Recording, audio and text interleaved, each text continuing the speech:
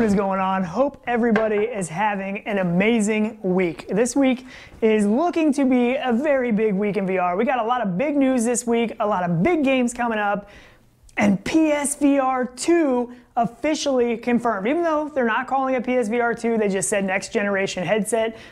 Probably going to be calling it PSVR 2, I don't know. But so far, really exciting news with that. I mean, we're looking at vague, very vague specs. That, you know, they're not giving us any for sure specs. All they're saying is that wider field of view, higher resolution, and all of that kind of stuff, which we kind of expected. The one big bummer is that everybody's a little bit upset about is it says a single wired connection. So, I mean, that's not, you know, groundbreaking. You know, we all kind of hope for something wireless, and hopefully that's still coming. We're going to get more announcements throughout this year, but right now it's just real vague. At least we know PSVR 2 is in the works. Not going to happen in 2021. Big bummer. Probably going to be 2022 for sure, but either way, are you guys excited for PSVR 2? Because I know I am. Well, let's get into this video. We got some pretty cool stuff in that I would love to be able to talk about. A couple different items. As you can see behind me here, this is the Mamut Apto 2.0, and this has the new version 3 grips. I've been playing around with these, so I can't wait to talk about these. Some big improvements. These are the older ones here, as well as I want to talk about the rear VR cover. So the rear padding for the VR cover, this is for the Elite strap, either the Elite battery strap or just the regular Elite strap. But I freaking love this thing. So I use the Elite strap all the time, the Elite battery strap. That's what's on my headset all the time. I love that thing. So I've never had any issues with it, and some people that use it say that, you know, that rubber kind of cuts into the back of their head. They didn't find it comfortable. I personally, I never had that issue. I never really had any discomfort issue, but putting that rear VR cover on there, I absolutely love it, and it is more comfortable. It's quite a bit more comfortable, and it's kind of like sandwiching your head in between two pillows. You know, I have the VR cover on the front, which feels great. You know, they're both the pleather kind of material, padded. So the rear padding, it just is like another cushion on the back of your head. It's great. The problem is that these things sell out quick. And as we speak right now, it is sold out, but they do have more coming in. But let's talk about this bad boy right here. So I actually ordered a second one. So this is a brand new rear Elite strap VR cover, and technically it was supposed to be for my wife, so shh, don't tell her. Her headset is right up there. It was supposed to be going on there. What I think we're gonna do is we're gonna give this thing away. And how we're gonna do that is that if this video can get 500 likes, and that may be a tall order, that may be a lot, you know, I don't know how hard that's gonna be, but it's really gonna depend on you guys. Spread the word, get 500 likes, and we will ship this thing out, give this thing away to a lucky winner. Make sure you subscribe to the channel, because I'll do like a story update or something like that once we hit 500 likes. That way you know how to enter the giveaway.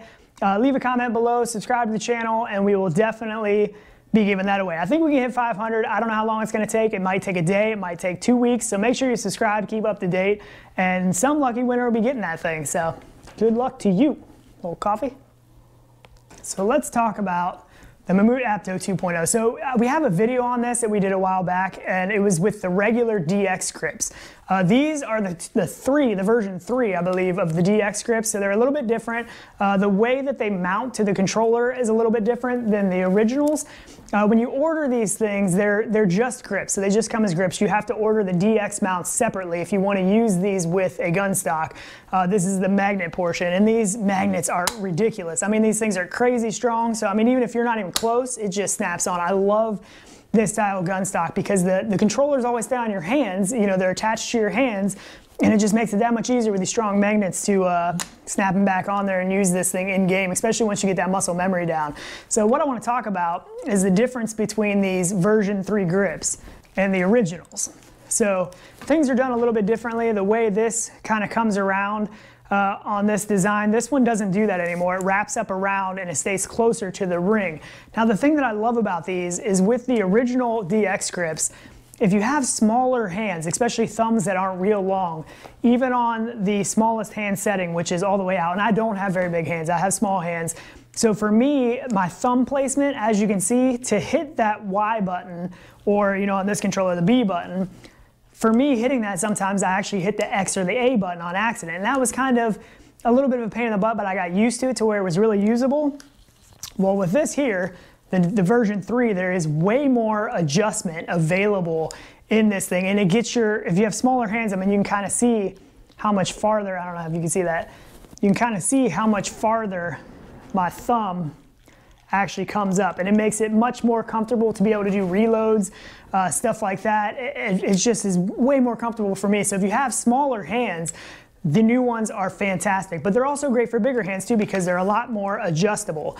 And like I said, you got to get the magnet mount separately if you want to use it with the gun stock. I'll throw in some footage and stuff here of me using this thing. I absolutely love this gun stock with this combination of the DX grips. It works out great. The other cool thing about these DX grips is that they will actually work with the Reverb G2 controller. So either one of the DX grips works with the Reverb G2 controllers.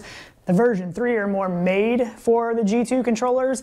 The only thing is if you order these for the G2 controllers, they're gonna fit, but you have to order the Velcro separately. So there's gonna be a long Velcro piece that goes over top of the ring. So that has to be ordered separately. I'll have a link to everything in the description below. For the DX grips, the DX mounts, the version 1 and 2, as well as the Velcro you need for the G2. And I'll throw some footage in here as well showing you the setup on the G2. So here they are utilizing the G2 controllers. The difference with these is that you're gonna have to buy these Velcro pieces to make them fit right. They are sold on the website. They're only like a couple bucks for these things. All you do is that top long strap, you just put the Velcro around it and then that hooks through there. And then it's the same setup. You run it through these ones here for the different size hands, and then you go down through the bottom with your clamp. Real easy to do, nothing to it. I do like these the best on the G2. They work really well compared to the original DX grips that I also have ran on my G2 with the gun stock. This just is a more comfortable feel with the Velcro and this on there. It holds the controller better into this cup than what the old one did.